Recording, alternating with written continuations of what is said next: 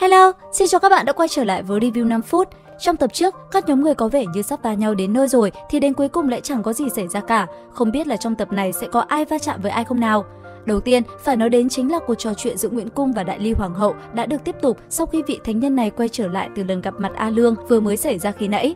Đối với đề nghị mua lại mấy ngọn núi mà Trần Bình An đã thanh toán đầy đủ cho triều đình Đại Ly thì Nguyễn Cung không nói trắng ra là từ chối hay đồng ý.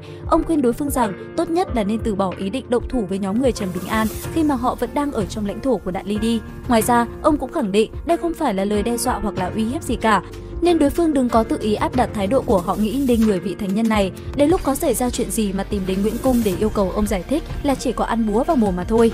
Trong lúc đó thì Nguyễn Tú cũng đã về tiệm rèn với vẻ mặt hăm hăm, bởi vì nàng vừa mới trở về từ Lê Bình hẻm nhỏ. Vốn là từ lúc Trần Bình An phải lên đường hộ tống nhóm đệ tử của Tế Tĩnh Xuân thì nàng thường xuyên đến nhà của Crush để quét dọn mà. Hôm nay, nàng cũng vui vẻ đến đây như mọi khi, nhưng vừa đến nơi thì đã phát hiện ra khóa cửa nhà Trần Bình An đã bị ai đó phá hỏng rồi. Thế là nàng mới mang cái khóa đồng đó quay lại lò rèn để sửa lại. Vừa về đến nhà thì nhìn thấy Dư Hoàng hậu đang nói chuyện với cha, mà con mắt của nàng sinh ra đã có thần thông, nhìn thấu nhân quả và khí số của người khác. Cho nên, vừa mới nhìn thấy nữ nhân quyến rũ xa lạ kia thì nàng đã biết ngay đối phương là ai, đã làm gì rồi. Vậy là trong mắt nàng thì đây chính là một quả bí lùn đáng ghét. Cho nên từ giờ trở đi, đừng gọi Đại Ly Hoàng hậu nữa, gọi ả là quả bí lùn đi. Mà mắc mớ gì quả bí lùn lại xâm nhập vào nhà Trần Bình An làm gì? Bởi vì địa điểm đầu tiên nàng đến xem chính là nhà của con trai nàng. Nàng muốn nhìn xem hoàn cảnh sống của Tống Tập Tân trong hơn 10 năm qua là như thế nào. Sau đó lại nhìn sang nhà Trần Bình An và thoá mạ, nói rằng Trần Bình An là đồ tiện chủng, con của tiện nhân, vì một lời hứa đê hèn thấp kém mà suýt bóp nát cổ con trai yêu quý của nàng. Chính vì thế nàng mới đến chỗ Nguyễn Cung để mà đưa ra yêu cầu mua đi mấy tòa núi mà Trần Bình An đã thanh toán xong. Chỉ đơn giản là muốn bỏ tiền ra để lột đi sự bảo vệ tạm thời mà Nguyễn Cung dành cho Trần Bình An mà thôi. Dư Hoàng hậu hiện ra bên ngoài là mẹ ruột đang nóng lòng muốn trả thù cho con trai yêu quý, trong khi tên sát thủ muốn hạ sát Tống Tập Tân ngay trước mặt Tống Trường Kính lại chính là người của nàng. Bởi vì vậy, có thể nói rằng quả bí lùn hận Trần Bình An là bởi vì năm xưa đã không dứt khoát xuống tay với Tống Tập Tân, chứ không phải vì Trần Bình An đã làm gì con trai yêu quý của nàng. Nguyên nhân sâu xa trong đó tương đối dài nên để tập sau mình lại nói tiếp. Còn bây giờ thì phải quay lại với nhân vật chính thôi. 7 người nhóm Trần Bình An tiếp tục lên đường. Trên đường đi thì cho dù A Lương có liên tục khẳng định mình là một cao thủ siêu cấp VIP Pro bao nhiêu lần đi chăng nữa thì đám nhóc con kia cũng không chịu tin tưởng. Chỉ có Chu Hà và Trần Bình An là vẫn khách khí với A Lương, còn đám Lý Huệ thì tí tởn lắm, đã coi A Lương là người bằng vai phải lứa với mình rồi. Có lần A Lương nói mình là kiếm khách siêu cấp lợi hại đến mức mà nếu trời có đổ mưa xuống thì A Lương chỉ cần múa kiếm là cũng có thể chém đến không để lọt giọt mưa nào. Nhưng mà vừa nói ra khỏi miệng thì trời âm đổ mưa, A Lương chê mưa nhỏ quá, không bỏ công múa kiếm, thế là trời lại ào ào mưa to ngay khi A Lương vừa dứt câu. Trong lúc 6 người chăm chú chờ mong A Lương thể hiện thì hắn hét lớn: "Nhìn ta làm gì? Trời mưa còn không biết đi tìm chỗ trú mưa sao? Đầu óc có bình thường không vậy?" Thế là từ hôm đấy trở đi, Lý Huệ càng thêm cản rỡ, càng không biết khách khí là cái gì, mà Trần Bình An cùng với Chu Hà cũng không còn tiếp tục dè chừng A Lương nữa. Các bạn có thấy Tiểu Bảo Bình nhà chúng ta đang phải cõng theo cái bùi hơi bị quá lớn so với nàng đúng không? Tiểu Sư Thúc cũng thấy thế, vậy là từ mấy ngày trước hắn đã chặt được không ít trúc xanh để vào trong bùi của mình rồi. Lại nhân lúc nghỉ ngơi trên đường đi, thêm cả thời gian thức đêm để canh chừng cho mấy đứa nhỏ ngủ thì Trần Bình An đã làm gần xong một cái dương trúc nhỏ nhỏ xinh đẹp cho Tiểu Bảo Bình rồi. Thế là nhân lúc chờ đồ ăn được nấu chín, Trần Bình An đã mang dương trúc ra lắp ghép cho Lý Bảo Bình.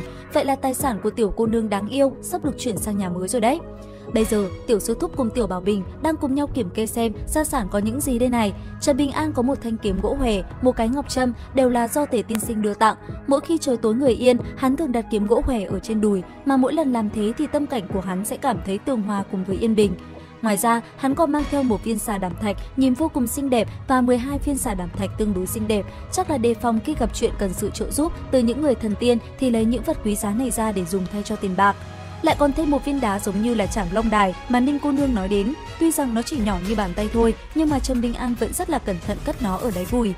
Gia sản của Trần Bình An mang theo chỉ có nhiêu đó thôi. Bây giờ đến Tiểu Bảo Bình đây, ngoài một ít sách vở ra thì tiểu cô nương đang có một thỏi vàng, 2 thỏi bạc và một túi tiền phổ thông.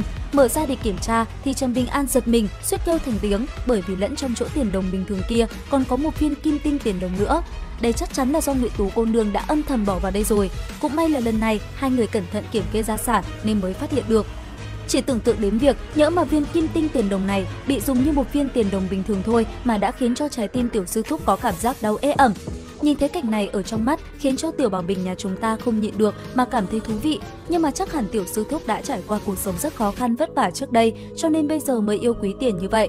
Thế là Tiểu Bảo Bình có chút thương cảm.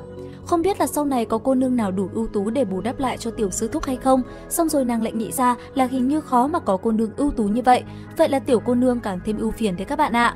Nhưng mà đúng lúc này thì Lý Huệ đã rón rén mò tới đây, hắn chen đầu vào giữa hai người nói: Trần Bình An, nếu ngươi cũng làm cho ta một cái dương trúc nhỏ, tốt nhất là làm một cái còn đẹp mắt hơn dương trúc của Lý Bảo Bình, thì ta sẽ gọi ngươi là tiểu sư thúc, thế nào?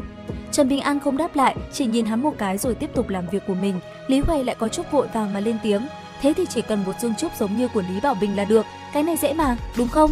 Trần Bình An dừng tay lại nhìn Lý Huệ, vậy mà lại phát hiện ra đôi giày mà Lý Huệ đang mang đã xách loi cả ngón chân ra rồi. Thế là Trần Bình An nói: ta sẽ làm cho ngươi 2 đôi giày cỏ.